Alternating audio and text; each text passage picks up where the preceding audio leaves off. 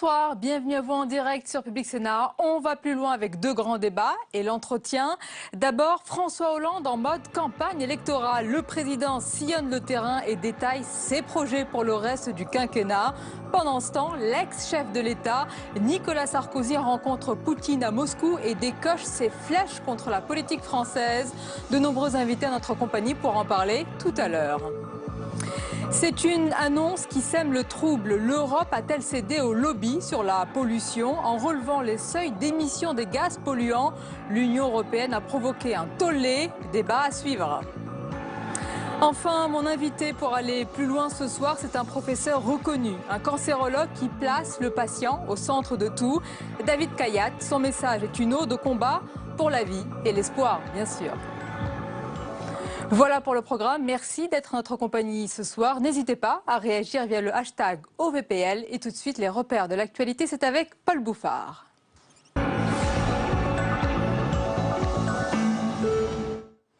Bonsoir à tous. À la une ce soir, ce voyage qui fait polémique, celui de Nicolas Sarkozy à Moscou, où l'ancien chef de l'État a rencontré le président russe Vladimir Poutine. Nicolas Sarkozy qui a plaidé pour un rapprochement avec la Russie. Une visite au goût de diplomatie parallèle, à contre-pied avec la position officielle de la France. Le point avec Aurélien Romano. François Hollande et Vladimir Poutine début octobre, des rapports froids et de nombreux désaccords. Nicolas Sarkozy avec le même Vladimir Poutine ce soir, sourire et tutoiement. L'ancien président de la République lui formule le souhait d'un retour de la Russie sur la scène internationale. J'ai dit à M. Poutine que je ne comprenais pas pourquoi on exclut la Russie du G8.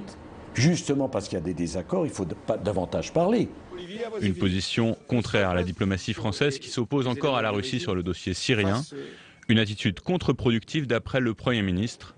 Nicolas Sarkozy, l'ancien président de la République, il rencontre qui il veut. Mais moi, ce que je souhaite, d'une manière générale, c'est que l'opposition comme la majorité, sur les questions de politique étrangère, sur les questions de défense, comme le souhaitent les Français, nous nous retrouvions sur l'essentiel. C'est-à-dire, en l'occurrence, une politique, une vision commune de ce qui se passe en Syrie. C'est ce que je demande aux leaders de l'opposition, qu'ils ne mettent pas en cause ce qui est aujourd'hui engagé. Une demande que Nicolas Sarkozy balaye d'un revers de main. Je ne veux pas polémiquer avec M. Valls. On a parlé avec M. Poutine de choses tellement plus importantes que la petite politicaille. Et d'ajouter qu'il lui paraît normal de parler en tant que président de l'opposition avec les chefs d'État. Au Sénat, la proposition de loi sur la fin de vie vient d'être adoptée, et ce contre l'avis du gouvernement. Un texte qui instaure notamment un droit à l'endormissement jusqu'au décès pour les patients gravement atteints. Cécile Sixou a suivi les débats et le vote en séance. Pour l'adoption 287 contre 10, le Sénat a adopté. Je porte à votre connaissance. Quelques applaudissements en fin de séance, c'est le soulagement. Finalement, le Sénat adopte cette fois à une large majorité le texte sur la fin de vie. Nous revenons de loin. Nous avons cheminé ensemble sur ce que j'ai appelé tout à l'heure un chemin de crête pour arriver à un texte qui est vraiment, je le pense, un texte de fraternité qui honore le Sénat. Honorer le Sénat, cet après-midi dans l'hémicycle, une volonté commune, celle d'apaiser les esprits et ne pas reproduire les erreurs de la première lecture. Les sénateurs avaient fini par voter contre leur propre texte après des débats souvent houleux entre l'aile droitière de l'hémicycle, opposée à la sédation profonde et continue, et les pro-euthanasie. Chacun a des convictions profondes et il est difficile quelquefois de les exprimer. S'il y a eu des maladresses, et notamment de ma part, je vous prie de m'en excuser. L'important pour nous, c'est qu'il y ait un texte du Sénat. Un texte de consensus qui pèsera dans la balance lors de la commission mixte paritaire, où cette fois Assemblée et Sénat devront trouver un compromis. Et cette réforme qui ne passe pas au Sénat, celle de la DGF qui redistribue les cartes des budgets des communes. Derrière Gérard Larcher, président du Sénat, les parlementaires de droite demandent la suspension de ce texte voulu par le gouvernement. La DGF est le principal concours financier de l'État aux collectivités locales avec un montant de 36 milliards d'euros. Autre titre ce soir, le pronostic vital du bâtonnier de Melun n'est plus engagé. Il a été très gravement blessé ce matin par un avocat qui a mis fin à ses jours. L'homme, le tireur, devait se voir notifier sa suspension. Ce soir, on s'interroge sur les conditions de sécurité dans les prétoires. À l'entrée des tribunaux, les avocats ne sont pas fouillés. Christiane Taubira, la garde des Sceaux, estime que c'est à la profession de décider d'éventuels renforcements des mesures de sécurité. Et le monde de la justice, décidément en pleine ébullition. Magistrats, avocats, gardiens de prison, les mécontents sont nombreux à exprimer leur malaise. Ce matin, François Hollande recevait les représentants des juges et du personnel pénitentiaire pour tenter d'apaiser le climat ambiant. Sophie Normand-Couturier. François Hollande reprend la main, au risque de reléguer Christiane Taubira au rang de simple figurante. Pas d'annonce concrète ce matin devant les organisations syndicales pénitentiaires et de magistrats, mais une opération de déminage destinée à calmer la fronde qui monte et qui touche l'ensemble du monde de la justice. Car aux magistrats qui dénoncent des difficultés de fonctionnement et aux surveillants de prison notamment qui demandent une revalorisation des salaires et des créations de postes, s'ajoutent les avocats en grève scandalisés de devoir contribuer au financement de l'aide juridictionnelle, ou encore les policiers qui, il y a 2 semaines, manifestaient sous les fenêtres de la garde des Sceaux pour réclamer des moyens financiers, humains et en matériel. Le monde de la justice est en ébullition. Certains pointent du doigt la méthode Taubira qui ne se préoccuperait pas du fonctionnement de la justice au quotidien. D'autres mettent en avant les fortes contraintes budgétaires dont pâtit la ministre qui affronte là l'une des passes les plus tendues de son mandat. Et dans la foulée, François Hollande lançait le service militaire volontaire à Montigny-lès-Metz, en Moselle. Le SMV, qui existe déjà en Outre-mer, offre à des jeunes en difficulté une formation professionnelle encadrée par les militaires. Regardez ce reportage de Julien Sanguel. Il a suivi Sydney lors de sa prise de pactage. 7h35, Sydney Padovani arrive en gare de Metz. Le jeune homme de 19 ans est candidat au service militaire volontaire, lancé par l'Élysée en début d'année. Je suis impatient de le faire. Ça fait un moment que je suis dessus, donc là je me suis dit que c'est le moment, quoi. Sydney est l'une des 90 recrues éloignées de l'emploi à rejoindre la caserne de Montigny-lès-Metz. Avant d'intégrer son groupe, la première formalité, c'est de signer son contrat. Il incorpore le groupe des volontaires techniques et pourra faire lui-même l'encadrement des jeunes stagiaires. Les volontaires techniques titulaires d'un diplôme s'engagent pour 12 mois minimum. Les volontaires stagiaires sans diplôme pour 6. Eux suivent une formation professionnelle en espace vert, agent d'entretien des bâtiments, restauration ou sécurité. L'armée de terre donc, vient apporter ses compétences et son expertise pour former ces jeunes, pour leur donner de la confiance, pour donner de la responsabilité, de la fierté et puis surtout un travail à l'issue de leur formation. Fin du parcours d'intégration au pactage. Rangers, treillis, habits, chacun récupère ses nouvelles affaires de militaires. En tout, 1000 places en service militaire volontaire sont à prendre d'ici à 2017. Tout de suite, c'est le premier débat de ce soir. François Hollande multiplie les déplacements. Sonia, avec vos invités, vous tentez de répondre à cette question. Le chef de l'État serait-il déjà en campagne ?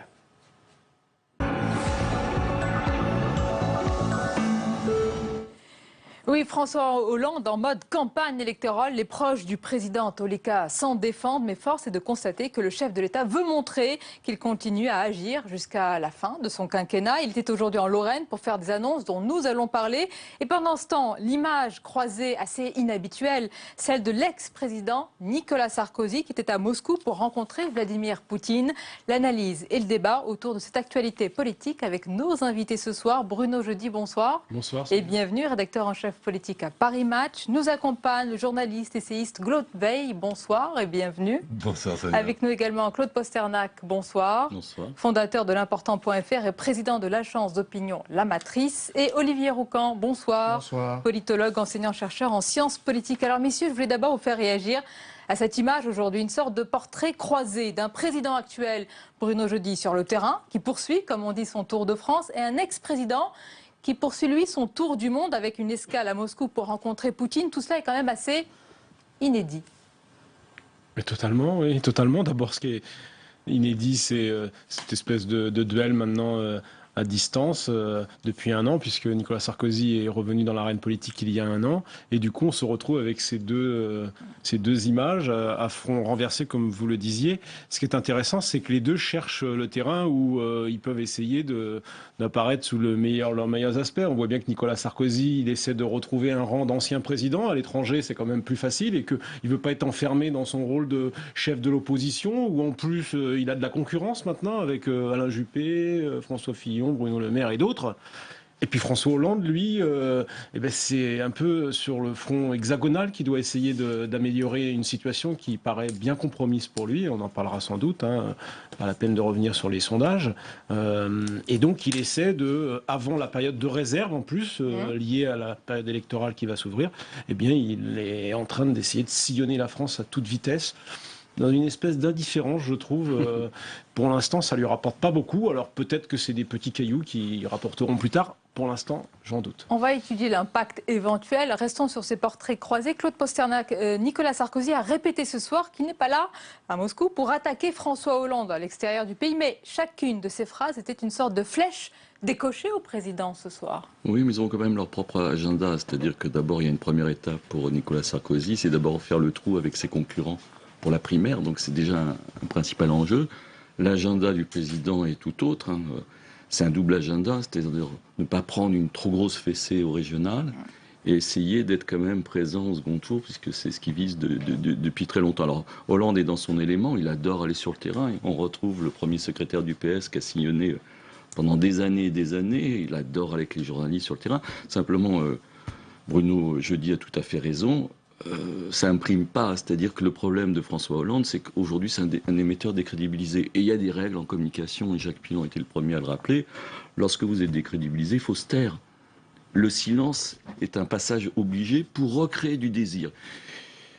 On a cru à un moment donné au mois d'août qu'il allait se taire, et ça a duré une semaine, mais depuis il a repris, il n'arrive pas à se taire, et il ne peut pas imprimer. C'est-à-dire il pourra dire n'importe quoi. Aujourd'hui l'émetteur est tellement décrédibilisé que ça ne va pas passer. Donc s'il n'arrive pas à prendre du recul, il ne va pas s'en sortir. Olivier Rocan, vous n'avez pas l'air d'accord, mais d'abord, je reste encore un instant sur Nicolas Sarkozy et son voyage. Il y avait quand même une sorte, et messieurs, vous allez être d'accord, une sorte de cordon sanitaire à l'étranger qui faisait qu'on ne critiquait pas le pays sur la scène internationale.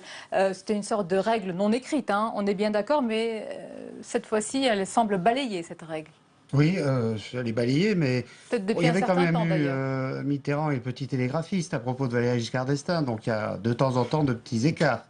Et on se rappelle que Nicolas Sarkozy avait déjà fait entendre sa différence. Bon, il est dans la tactique, on va dire, du marquage, et il fait entendre sa voix. Mais il faut peut-être, à propos de François Hollande, se méfier de ce discours récurrent qui dit qu'il est inaudible, parce qu'on le dit depuis assez longtemps maintenant. Et c'est la réalité. Et malgré tout, on le disait lorsqu'il était, il n'était plus premier secrétaire du Parti socialiste et qu'il préparait la présidentielle en 2012. On le disait. Donc, je ne suis pas trop d'accord. Il est président, il est identifié, il est chef de l'État. Et là, il est en train de mettre en cohérence des tas de mesures qui font sa politique depuis des années, en silence. C'est vrai qu'il n'est pas trop suivi, mais sur le terrain. Et il a toujours fait comme ça. Et François Mitterrand ou Jacques Chirac. Jacques Chirac, en 1995, après la crise sociale, était reparti sur le terrain avec ses voyages en province, qui était organisé très minutieusement. Vous pensez que cela peut porter ses fruits? Les médias, les opérations BFM, oui, c'est le bazooka, mais c'est pas le seul facteur qui compte en politique. On l'a très bien vu en 2012.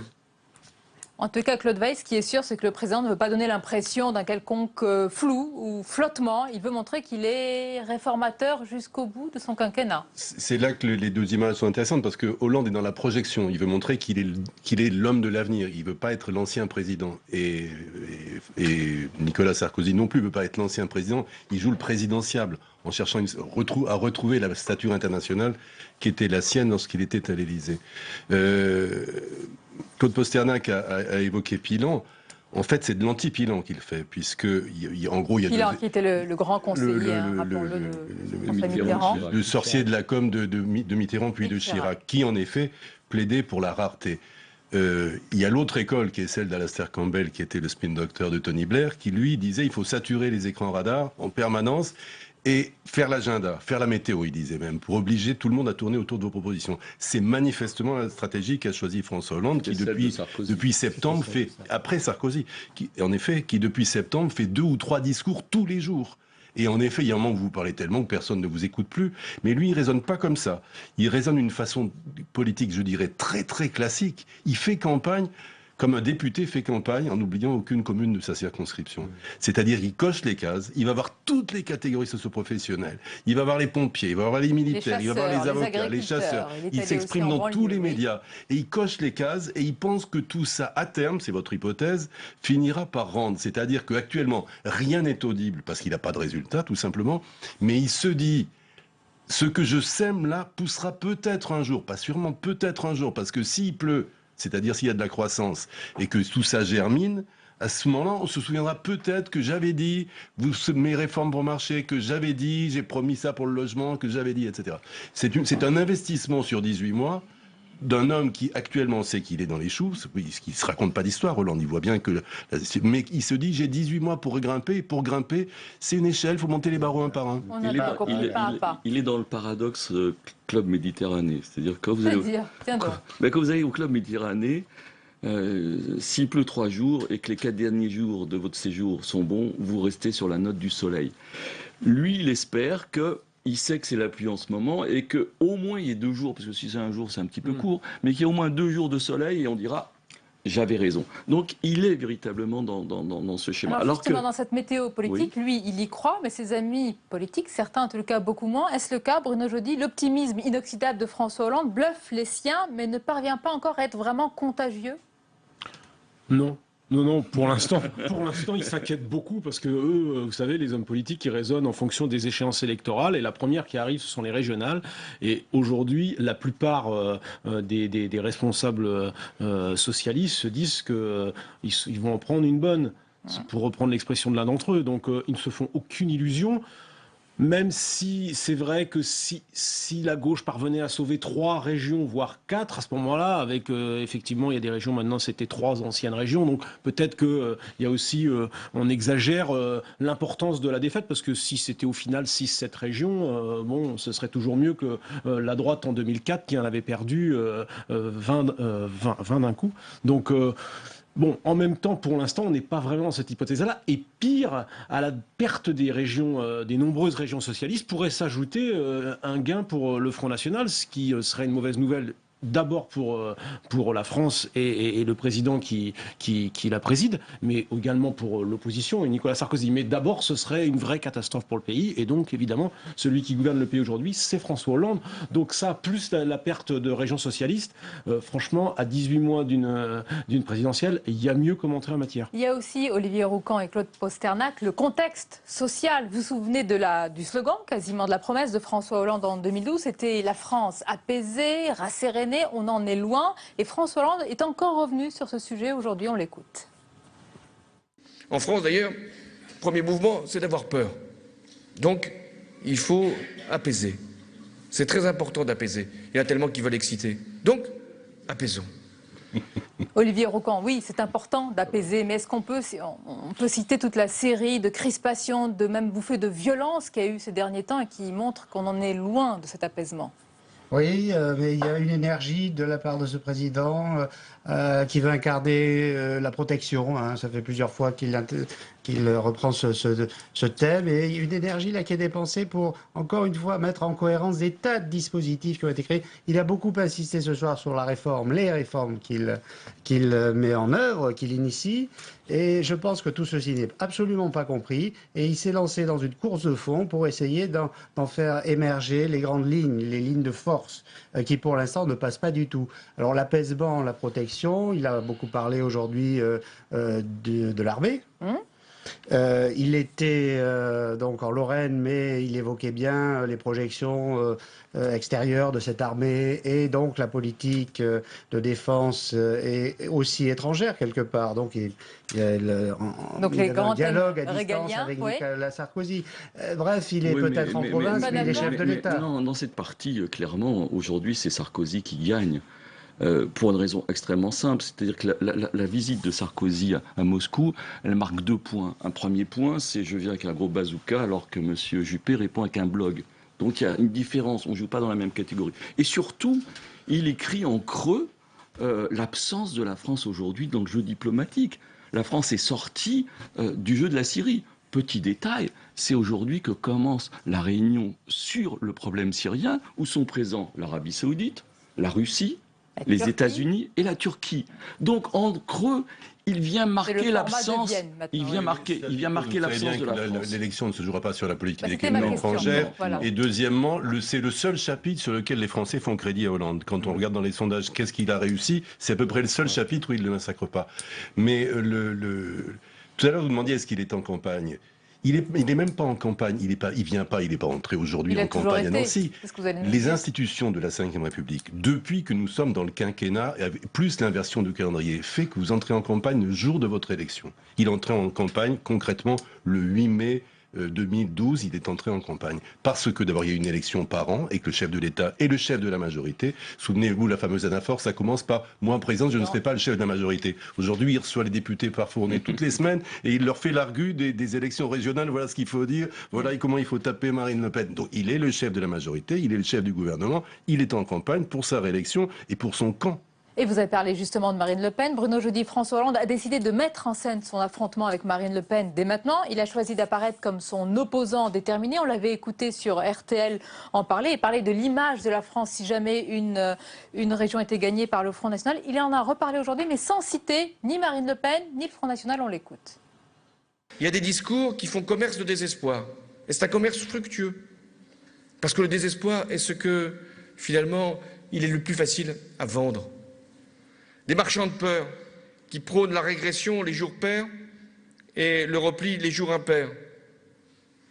Ils cherchent dans le passé une consolation, vivent le présent comme une déploration et regardent l'avenir comme une démolition.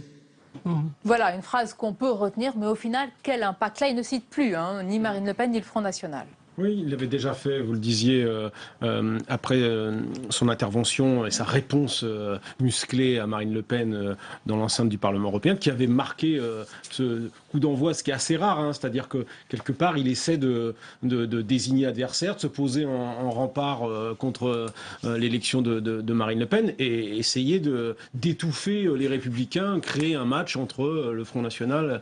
Alors c'est le rêve de François Hollande, c'est sans doute le trou de souris qu'il il pense qu'il va passer par là pour être au second tour. Le problème c'est qu'il faut qu'il se qualifie, il faut qu'il soit devant le candidat des Républicains et il y a beaucoup de si dans son raisonnement puisque dans ces si il ajoute aussi il faut que ce soit Nicolas Sarkozy qui soit mon adversaire parce que je l'ai déjà battu une fois donc j'arriverai bien à me débrouiller pour le battre à nouveau. Alors avec tout ça, une fois qu'on a dit ça, ça fait beaucoup de si. L'apaisement, il ne faut pas trop s'exciter là-dessus parce que c'est le couteau suisse de tous les présidents de la République. Giscard nous a fait le coup de l'apaisement, Mitterrand contre Chirac qui voulait la guerre civile, il était l'apaisement, le président se prend toujours. Et Nicolas Sarkozy lui-même a essayé dans sa dernière année. Non mais surtout, le président de la République aujourd'hui a un bilan catastrophique, c'est-à-dire que les Français sont dans une attente d'efficacité. Et l'efficacité, elle n'est pas au rendez-vous. Vous ne lui reconnaissez aucun frémissement dans aucun des domaines? Non, si on peut faire un commentaire sur l'emploi. Moi, j'étais quand même extrêmement frappé. Les journalistes ont du mal aujourd'hui avec leur alphabet.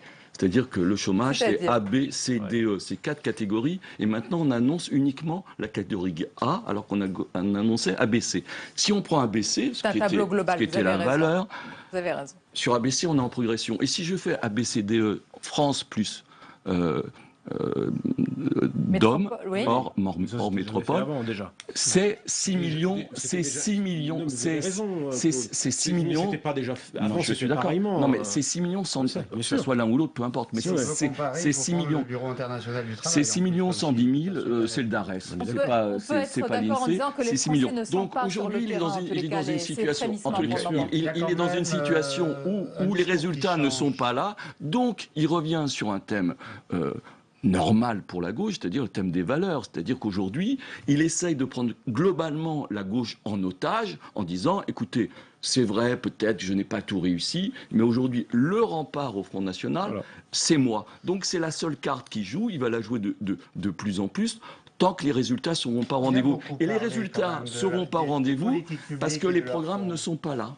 Il n'a pas parlé uniquement, il n'a même pas cité le nom du Front National, donc il ne faut pas transformer. Mais il l'a pensé très fort. Il l'a pensé très fort, très bien, mais il a beaucoup parlé des politiques publiques. Il y a 2 semaines. Et il a parlé des dispositifs qui sont mis en place sur le logement, dont on ne parle pas, sur le chômage des jeunes, sur la formation pour les chômeurs de longue durée. Bon, il y a quand même des... Et il veut donner...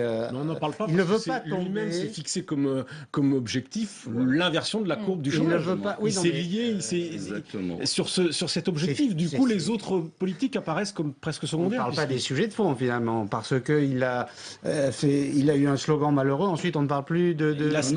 Il a spéculé sur un résultat. C'est une faute majeure. C'est une faute majeure.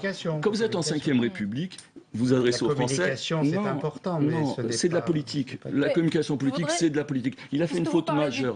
Non, juste un instant, parce que la faute, elle est extrêmement importante. Le jour où il a dit aux Français, je ne pourrais pas me représenter si l'inversion du chômage n'est pas là, il a fait une grave faute. Sous la 5e République, il n'y a qu'une chose à dire. Le chômage est l'attente principale des Français, c'est la principale inquiétude. J'ai demandé au Premier ministre de veiller à ce sujet tout particulièrement. Et il donnait le dossier à Valls. Et ce qui se passe aujourd'hui, c'est que Valls, il n'est pas comptable du chômage. Le seul comptable du chômage, c'est François Hollande. Donc c'est de courage en même temps. Le président est le seul comptable de tout dans nos institutions. Le Premier ministre est un exécutant, tout le monde l'a compris. Et c'est donc bien l'essence de la 5e. Mais bien sûr, on en est en plein dedans. Il s'est totalement coulé dans les nouvelles institutions. Et c'est comme ça qu'il joue la partie. Parce qu'il ne peut pas la jouer autrement. Il ne peut pas dire, voyez, pour le chômage, voyez mon Premier ministre.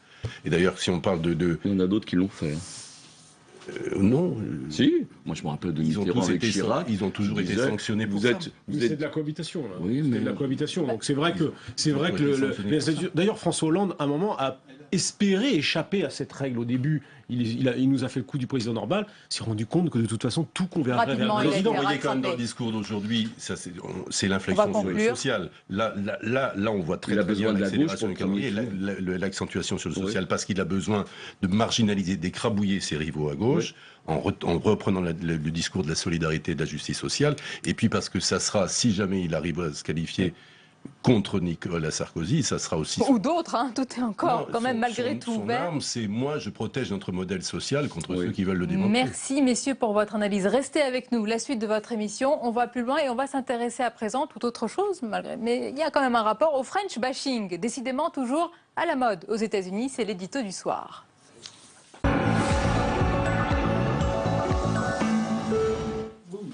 Et oui, aux États-Unis, quand il s'agit d'attaquer un adversaire politique, rien de tel que de le comparer à un Français. Et oui, hier soir, lors du 3e débat des candidats républicains, Jeb Bush, frère de George Bush, a utilisé cette tactique pour tacler un rival sur son absentéisme au Sénat. On en parle avec notre chroniqueur Jean-Louis Gombault. Bonsoir Jean-Louis. Bonsoir. Alors pour Jeb Bush, en France, on travaille 3 jours par semaine, Jean-Louis ? Oui, il accusait le sénateur Rubio de ne travailler que 3 jours par semaine au Sénat, et l'autre, il a répliqué de manière un peu humoristique, et donc il a dit, c'est comme en France, vous travaillez que 3 jours par semaine. Alors je me suis demandé comment est-ce qu'il fait pour trouver 3 jours par semaine en France.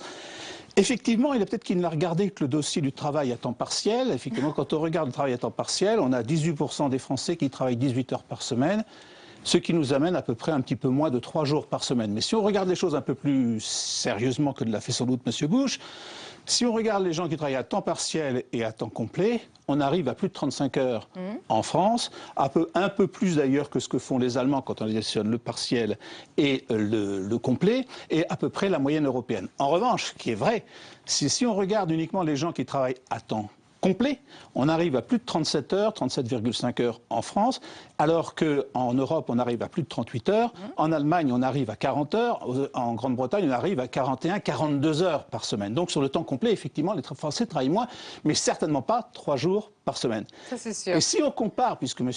Bush, évidemment, est américain, par rapport aux États-Unis, effectivement, là, entre la France et les États-Unis, il y a l'océan Atlantique en matière géographique, mais également en matière de temps de travail, puisque les Américains travaillent 300 heures par an de plus que les Français, ce qui est absolument extraordinaire. Pourquoi? Parce que le tiers des Américains travaillent le week-end, alors que les Français, c'est 20%. À peu près 25% des Américains travaillent la nuit, c'est-à-dire entre 22h et 6h du matin. Ils n'ont que 13 jours de congés payés, alors que nous, on en a pratiquement 40. Donc effectivement, là, il y a une différence colossale. Et là, peut-être qu'il peut ironiser sur le temps de travail des Français. Cela dit, la productivité des Français est nettement supérieure à celle des Américains. Mais comme ils travaillent beaucoup plus et qu'ils sont plus nombreux et qu'il y a moins de chômeurs, ça fait évidemment beaucoup plus de richesse. Mais alors Jean-Louis, pourquoi encore et toujours ce French bashing? Pourquoi il est toujours aussi à la mode? Parce que je pense que pour les Américains, le French bashing, c'est aussi bien que pour nous les histoires belges. C'est quelque chose comme ça. Les Américains comprennent ça facilement, comme nous comprenons. Ne nous fâchons pas avec les téléspectateurs belges. Justement, les histoires belges, on les comprend facilement, comme les Américains comprennent les histoires françaises facilement, parce qu'elles sont faciles à comprendre. Pas, oui. Donc là, il y a évidemment cette différence. Mais d'ailleurs, si vous additionnez beaucoup d'expressions américaines, il y a le French, vous avez les French fries, les frites, les French dressing, qui est la sauce vinaigrette, le French paradox, etc. Il y en a comme ça absolument une quantité. Quand vous parlez aux Américains, vous leur dites, ils disent « Ah, c'est le bordel chez vous, c'est le bazar, vous êtes toujours en grève », ce qui est absolument faux. Mais ce qui est vrai, c'est que les Américains sont absolument étonnés. Par exemple, quand on bloque les routes, quand on met le feu devant une usine, parce qu'on ne veut pas qu'elle ferme, quand on met du purin devant la préfecture. Et ça se réprimait aux États-Unis très fortement, et vous ne le trouverez jamais. Cela dit, il y a des réputations plutôt flatteuses. Schumpeter, par exemple, l'un des plus grands économistes du XXe siècle, disait « Je veux être le plus grand économiste de New York et le meilleur amant de Paris ». Ce qui veut dire qu'il y a des réputations qui ne sont pas surfaites. Merci beaucoup, Jean-Louis Gombault, pour votre analyse. Il est 22h30 passé. Bienvenue à vous si vous nous rejoignez à l'instant en direct sur Public Sénat. C'est votre émission. On va plus loin et tout de suite le rappel des principales informations. C'est avec Paul Bouffard.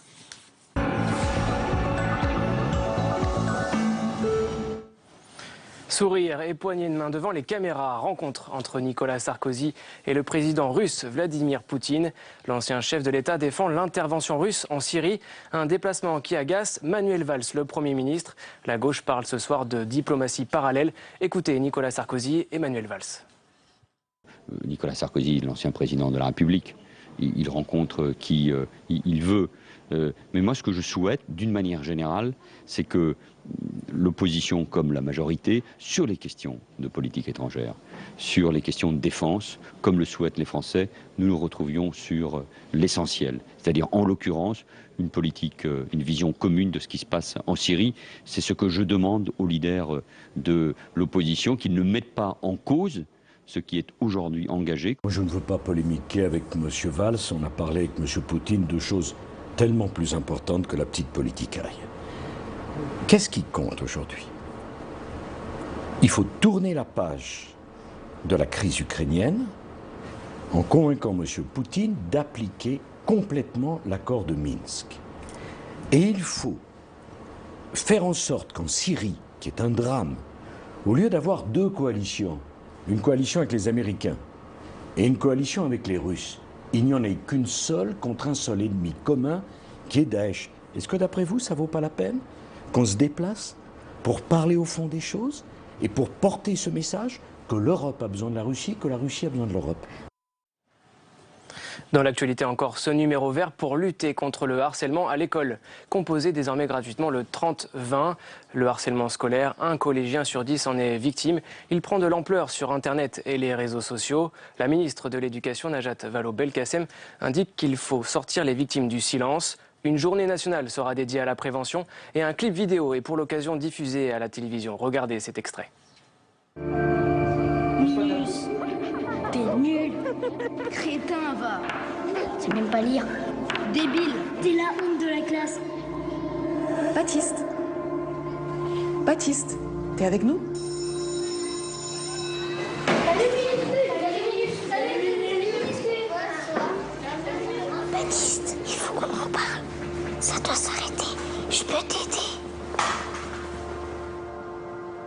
Non au harcèlement. Appelez le 3020. À l'étranger maintenant, un geste historique en Chine. Le pays abandonne la politique de l'enfant unique. Pékin met fin à cette mesure en place depuis 1979. Le gouvernement chinois réagit à une croissance en berne et à un choc annoncé sur les retraites. On passe au second débat de ce soir. L'Union européenne assouplit ses normes sur les gaz polluants.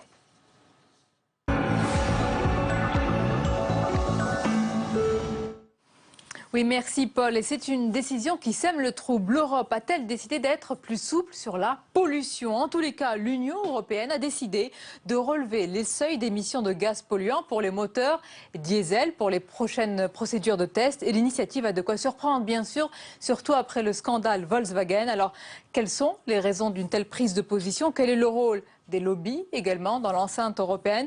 On va en parler dans quelques instants avec de nombreux invités à notre compagnie. Mais d'abord, le rappel des faits, c'est avec Solène Nicolas. Serait-ce un permis de polluer plus? Le moment choisi est en tout cas déroutant de la part de l'Union européenne. En relevant les plafonds des émissions de gaz polluants pour les moteurs diesel, Bruxelles a provoqué la colère des écologistes. Le calendrier adopté par l'UE pour les constructeurs automobiles est jugé souple. D'ici à septembre 2017, les émissions d'oxyde d'azote des moteurs diesel seront limitées à 110% du seuil en laboratoire. C'est 2 fois le seuil autorisé par la législation européenne. Une façon de ménager une industrie qui représente 12 millions d'emplois en Europe pour la Commission européenne, de satisfaire les lobbies, selon les Verts. Ces derniers pointent du doigt une décision prise porte close par un collège d'experts, ce qui favoriserait, selon eux, les constructeurs. La vraie mesure contraignante de ce vote, c'est l'obligation pour les marques de pratiquer des tests en conditions réelles. Il permettrait de limiter les risques de triche. Des fraudes, l'Union européenne en aurait laissé passer, selon le Financial Times. D'après le quotidien économique britannique, l'institution savait que des constructeurs truquaient leurs moteurs. Cette décision interpelle donc dans la foulée de ce scandale Volkswagen et 1 mois avant le début de la COP21. Et nos invités sur ce sujet qui fait débat, Pascal Durand, bonsoir. Bonsoir. Et bienvenue, député européen Europe Écologie Les Verts. Nous accompagne également ce soir Flavien Neuvy, bonsoir. Bonsoir. Vous êtes économiste, directeur de l'Observatoire CTLM de l'automobile. Je vais rappeler qu'il rassemble de très nombreuses études sur la consommation et l'automobile. Avec nous également Lorelei Limousin, bonsoir. Bonsoir. Et bienvenue. Vous êtes responsable des politiques transport au réseau Action Climat et membre également du comité pour la fiscalité écologique. Nous accompagne ce soir Fabrice Godefroy, bonsoir. Bonsoir. Vous êtes le président de l'association Dieselistes de France. Alors, madame, messieurs, on va préciser dans quelques instants dans le cadre dans lequel cette décision européenne a été prise. Mais d'abord, Pascal Durand, quelle est votre réaction? Vous êtes choqué? À la décision, évidemment, on est choqué. Il y a des normes qui existent depuis 2007. Il y a un Parlement, une commission qui a décidé de ces normes en toute transparence. Les constructeurs les connaissent, ils ont eu des années pour les mettre en place. Et puis, il y a le scandale Volkswagen qui arrive. On savait depuis longtemps, la commission savait, puisqu'elle avait interdit en 2009 les logiciels qui avaient vocation à... Donc, on sait très bien que tout ça existe. Et au moment où on s'aperçoit de ça, où un grand constructeur, le plus grand constructeur mondial, reconnaît qu'il a fraudé sur des millions de véhicules, que des millions de consommateurs ont été trompés, que les normes ont été maquillées, on se réunit, on fait une petite réunion de comitologie, la commission, bien fermée, bien opaque, avec des pays qui défendent leurs constructeurs, la France, l'Allemagne, l'Angleterre. Oui, mais il y en a qui ont un intérêt, il y a des conflits d'intérêts qui la jouent, et de manière opaque, hop, on dit, écoutez, les normes, on les respecte pas, on va augmenter les normes. Hein. Donc on s'assoit sur des décisions qui ont été prises et qui sont connues, encore une fois, depuis des années. Et puis, on casse l'instrument. C'est un peu comme si la fièvre monte, on casse le thermomètre et puis on dit, allez, la fièvre, elle va mieux. Oui, c'est un scandale absolu. Scandale absolu pour vous, Fabrice Godefroy. Mais vous entendez ce que dit Pascal Durand? Il dit aussi que l'affaire Volkswagen, finalement, ça a été un coup d'épée dans l'eau, qu'on n'a pas retenu les leçons. Si, je pense qu'au contraire, justement, on est en train de vouloir faire en sorte que justement ça ne puisse pas arriver. Donc au contraire. Voilà. D'ailleurs, on le sait bien. Actuellement, on avait des tests qui étaient faits donc en conditions laboratoires. Là, au contraire, on va progresser. On va les mettre en conditions. Oui, enfin, c'était déjà prévu pour 2017. Il devait déjà y avoir une modification qui devait être faite à ce niveau-là et les mettre plutôt en conditions réelles. Donc, au contraire, moi, je trouve que c'est plutôt un progrès à ce niveau-là parce qu'on sait que la clé de la dépollution du parc, ce sont les normes. Donc, derrière, il faut qu'il y ait des normes et derrière, il faut qu'elles soient appliquées et qu'elles soient respectées. Donc, au contraire, je trouve ça très positif. Je vais juste préciser, comme ça, les téléspectateurs ont tous les éléments, que le taux de rejet des particules polluantes va augmenter. Mais, et c'est comme ça que se défendent les pays de l'Union européenne, c'est qu'il s'agit de renforcer à terme la fiabilité des moteurs. Elles ne vont pas augmenter, elles vont doubler. Elles vont plus que doubler. Enfin, vous imaginez, vous fixez des normes. Oui, non, mais je veux dire, là, on n'est pas dans une. On pourrait avoir l'étalonnage de l'appareil en disant il y a une marge d'erreur exactement comme pour les radars, 10%, 15%. Là, pas du tout. C'est 110%. C'est-à-dire, en gros, on fixe à 150, puis on nous dit jusqu'à 320, ça va aller. Mais ce qu'on ne dit pas, c'est que ces normes, pour le moment, elles étaient uniquement déclaratives des constructeurs. Ça fait des années que les ONG et les associations demandent à ce que des tests réels, comme ça existe aux États-Unis d'ailleurs, c'est bizarre, eux ils arrivent à le faire et nous on y arrive pas. On va en parler. Mais je reste sur ce premier tour de table. Aurélie Limousin, si on vous dit que ces tests vont être plus fiables, même s'il y a ce taux de rejet qui est doublé, est-ce que vous vous dites finalement il y a quand même une bonne nouvelle, le verre à moitié plein? Pas tout à fait, parce que ça fait des années en effet que les associations comme le réseau Action Climat dénoncent l'écart grandissant entre les émissions officielles et les émissions réelles de NOx, donc d'oxyde d'azote, mais aussi de CO2, donc la consommation de carburant. Et ça fait des années qu'on demande l'application d'un test en conditions réelles de conduite afin de fournir des informations plus fiables, plus représentatives de la réalité. La Commission européenne mettra en application un test en conditions réelles de conduite. Le problème, c'est qu'en effet, il y a une marge de tolérance, ou plutôt une marge de complaisance, je dirais, pendant 4 ans. Donc d'abord à 110%, donc c'est-à-dire que les véhicules vont pouvoir émettre 2 fois plus que la norme qui est prévue en effet depuis 2007. Ça veut dire que 12 ans après, on émettra, jusqu'en 2019, on émettra 2 fois plus que la norme. Et ensuite, surtout, le problème, c'est qu'on ne sait pas quand est-ce que la norme sera véritablement respectée pleinement. En fait, jusqu'en 2021, il y a un grand flou, il y a une marge de tolérance de 50%. Et même après, on ne sait pas quand est-ce que la norme sera respectée. Alors que ces normes, si elles sont là, c'est comme vous dites, c'est un des rares instruments qu'on a au niveau politique et réglementaire aujourd'hui pour lutter contre la pollution de l'air, pour lutter contre les changements climatiques, auxquels contribuent largement les transports routiers. Flavien Novy, quand même, on est à quelques semaines de la COP 21 où on célèbre tous, et à juste titre, le climat. On sort quand même il y a 1 mois et demi de l'affaire Volkswagen. Est-ce que cette décision, même si par certains aspects, on va pouvoir la détailler, elle peut être compréhensible par certains aspects, est-ce que quand même elle n'arrive pas comme ça, comme un pavé dans la mare? Elle fait suite au scandale Volkswagen. On est clairement encore dans la continuité de cette onde de choc mondiale avec cette fraude. Moi, je voudrais dire 2 choses. La première chose, c'est que si les normes n'avaient pas bougé, c'est-à-dire notamment sur l'oxyde d'azote, 80 grammes au kilomètre, on vendait plus de voitures diesel du tout, parce que quasiment aucune voiture ne respectait les normes. Donc je rappelle quand même que derrière, si on va dans cette logique-là, on a un actif sur 10 en France qui doit son travail de près ou de loin l'industrie automobile. Je vais juste terminer, je ne vous ai pas coupé la parole, merci. Donc voilà, si demain, effectivement, on est dans cette logique-là, ça, clairement, pour l'économie européenne, et notamment pour les pays qui ont de grands constructeurs automobiles, cela aura un impact. Le deuxième point, c'est qu'on a beaucoup focalisé sur le diesel, parce que le scandale Volkswagen était à l'origine aux États-Unis sur notamment les véhicules diesel et les émissions d'oxyde d'azote. Et donc, on va aller vers une harmonisation des prix du diesel, vers renforcement des contrôles en conditions réelles. Et tout le monde est d'accord pour dire que c'est mieux parce que ça donnera la réalité de la pollution automobile, qui est un vrai problème de santé publique. Néanmoins, quand on dit on met fin au diesel, puisque c'est ce qu'on entend maintenant depuis plusieurs semaines, ça veut dire qu'on acte le fait qu'on aura à la place de vente diesel plus de vente essence, donc plus de consommation d'énergie fossile de pétrole et plus d'émissions de gaz à effet de serre. Je rappelle quand même que le bonus-malus écologique qui a été instauré en France à la suite du Grenelle de l'environnement avait pour objectif de limiter les émissions de gaz à effet de serre. Donc voilà, rien n'est simple. Je m'arrête sur votre premier avec de point qui est important. Conséquences. Je vous fais réagir et je vous donne la parole, Fabrice Godefroy. Mais vous dites en fait que l'Union européenne a voulu laisser du temps aux constructeurs de s'adapter, sinon ce n'était pas possible de mettre quasiment sur le marché ces véhicules diesel. Mais il y avait une hypocrisie, c'est-à-dire que les normes telles qu'elles existent aujourd'hui ne pouvaient être tenues par les constructeurs qu'en laboratoire. Et que effectivement les écarts ont augmenté depuis plusieurs années entre les émissions réelles et les émissions en laboratoire. C'est vrai que l'écart s'est agrandi ces dernières années.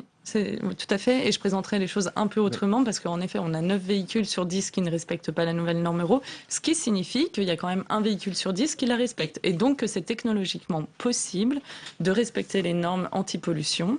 Et malheureusement, c'est pas dans cette direction que se sont dirigés les constructeurs automobiles jusqu'à aujourd'hui, parce qu'on les a laissés jouer avec le feu. Et c'est pire que ça, c'est-à-dire qu'on a entretenu, ils se sont fait subventionner pour frauder, parce qu'aux États-Unis, les nouveaux véhicules n'ont aucun problème.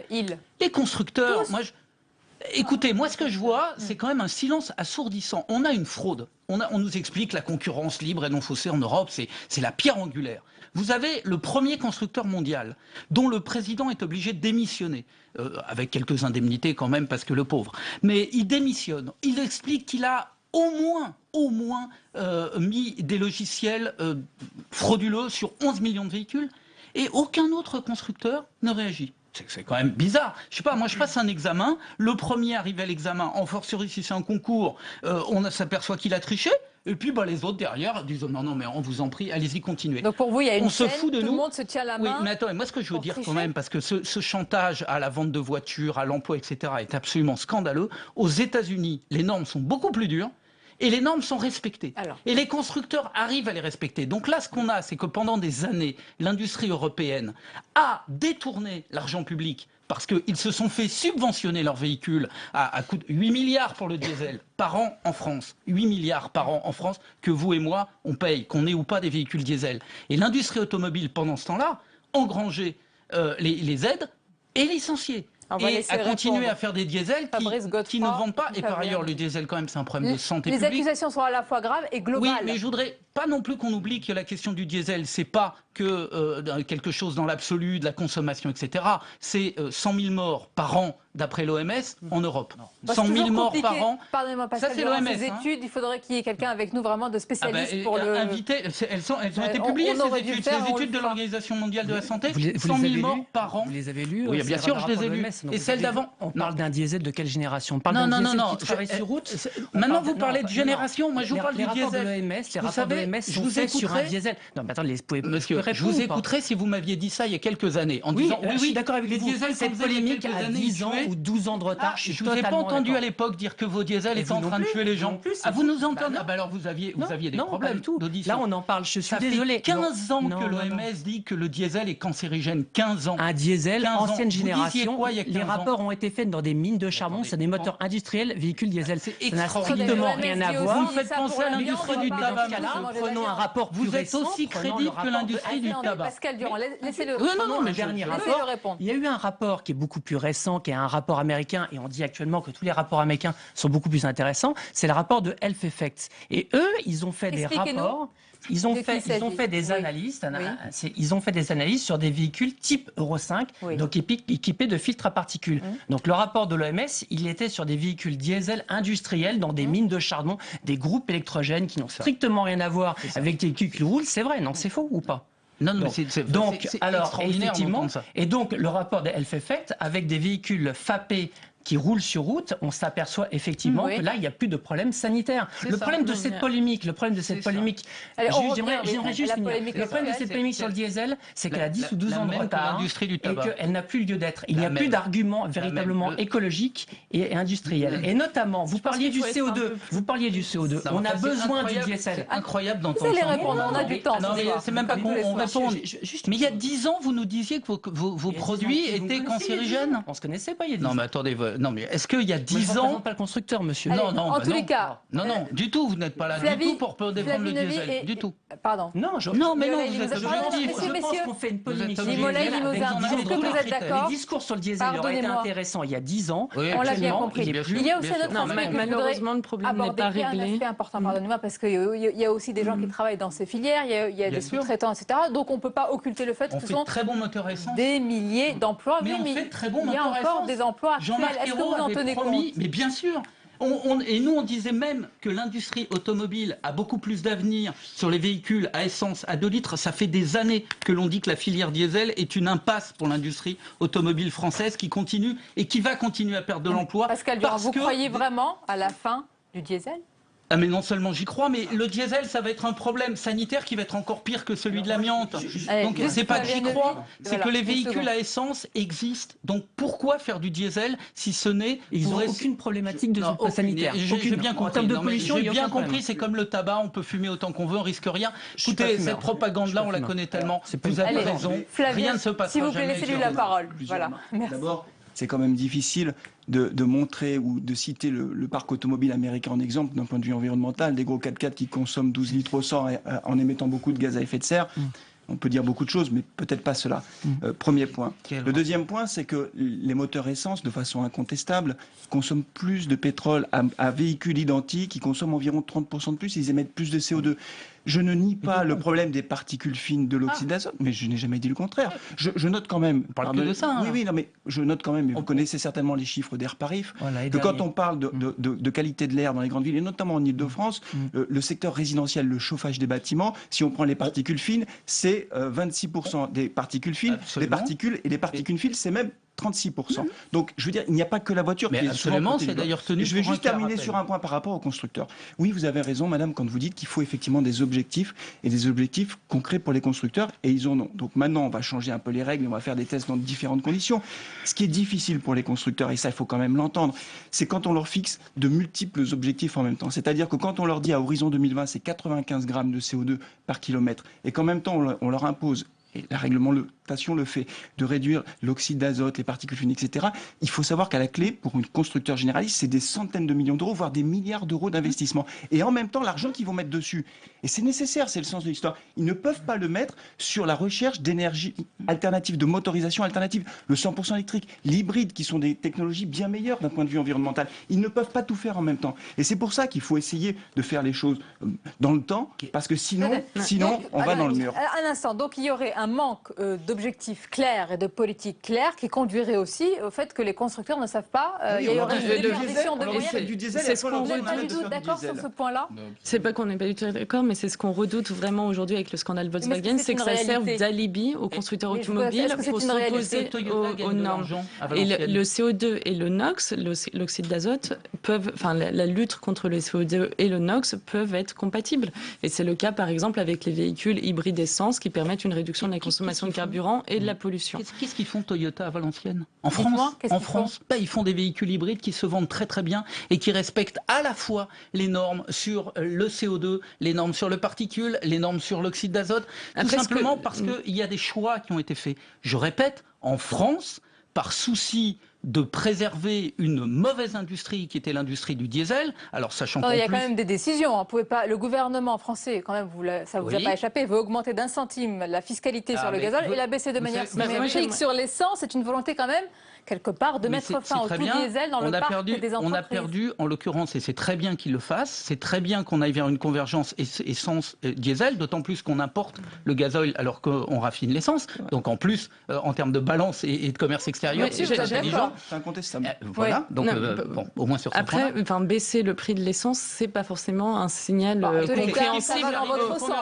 Non, mais parce que je voulais réagir, parce qu'en effet, l'essence, c'est pas une solution non plus au changement climatique. Et je pense que c'est important de le dire, que l'essentiel, c'est de diminuer la consommation de carburant et les pollutions de tous les véhicules. Donc ça nécessite la mise en place de normes plus contraignantes après 2020, qu'on contrôle les émissions en conditions réelles de conduite, mais aussi qu'on allège le poids des véhicules, qu'on change le modèle de véhicule. Comment ça se fait qu'avec les normes anti-pollution sur les NOx et le CO2, le poids des véhicules... On va laisser répondre Fabrice Godefroy, mais je voudrais qu'on écoute ce soir quand même la réaction de la ministre de l'écologie, Ségolène Royal, qui était quand même embêtée par rapport à cette décision européenne, qui a reconnu qu'il y avait peut-être une bonne décision et l'autre moins bonne. On l'écoute. C'est insuffisant, c'est même très insuffisant. Mais c'est une première étape, c'est-à-dire que le point positif, c'est que les contrôles des véhicules seront faits en circulation réelle, c'est-à-dire seront de vrais contrôles. Fabrice Godefroy, on voit bien que là, il y a une gêne. En tous les cas, on reconnaît peut-être que l'Europe est allée trop vite dans un contexte et un climat qui reste tendu sur ce sujet? Moi, je pense qu'il ne faut pas faire un amalgame avec tous les constructeurs. C'est pas parce qu'il y a eu un constructeur qui a fait une triche avérée qu'il faut dire que tous les constructeurs ont une problématique. C'est comme si on disait qu'il y a des cas de dopage dans le sport professionnel, que tous les sportifs se dopent. Il faut quand même arrêter un petit peu. Mais les émissions de NOx en moyenne sont 5 fois plus élevées dans la réalité. S'il vous plaît. Non, ils sont 5 fois supérieurs quand on fait un contrôle différent. Revenez à un débat, voilà. La seule chose que je veux dire, c'est que nous, on n'est pas à fond pour le diesel, à la différence de ce qu'on pense. C'est que je pense qu'il n'y a pas une automobile, un véhicule qui soit 100% propre. Ils ont tous des problématiques. Le véhicule essence a des problématiques, on l'a dit tout à l'heure. Il dépense 20 à 25% de plus de CO2 qu'un diesel sur une même cylindrée. Donc là, on a la COP21 bientôt et c'est le sujet du réchauffement climatique. Donc on est en plein dedans. Le diesel avait des problématiques historiques, les oxydes d'azote et les particules sur les véhicules qui sortent actuellement. Alors pas les anciens véhicules, on est d'accord, mais ceux qui sortent actuellement, ils sont quand même bien soignés. Et après, la troisième solution, c'est quoi? Le véhicule électrique. Mais si on dit donc le véhicule électrique est la solution pour remplacer donc le diesel demain, pour l'instant c'est 2-3% du marché, très bien. Mais si demain on monte à 20 ou 30% du marché en véhicule électrique, là il va falloir que le nucléaire et le charbon tournent à plein. C'est un grand débat. Pascal Durand, il y a une question très politique que je voudrais...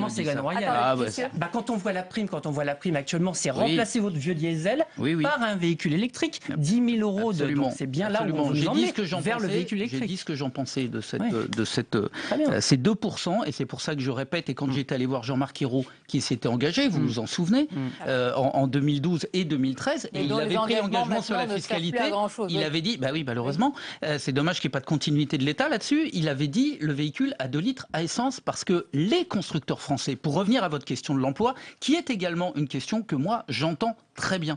On n'a pas du tout vocation à essayer de tuer l'industrie, on a simplement vocation à essayer de faire en sorte qu'elle évolue en fonction des contraintes nouvelles. Et les contraintes de climat, les contraintes de particules, les contraintes de santé sont des contraintes nouvelles.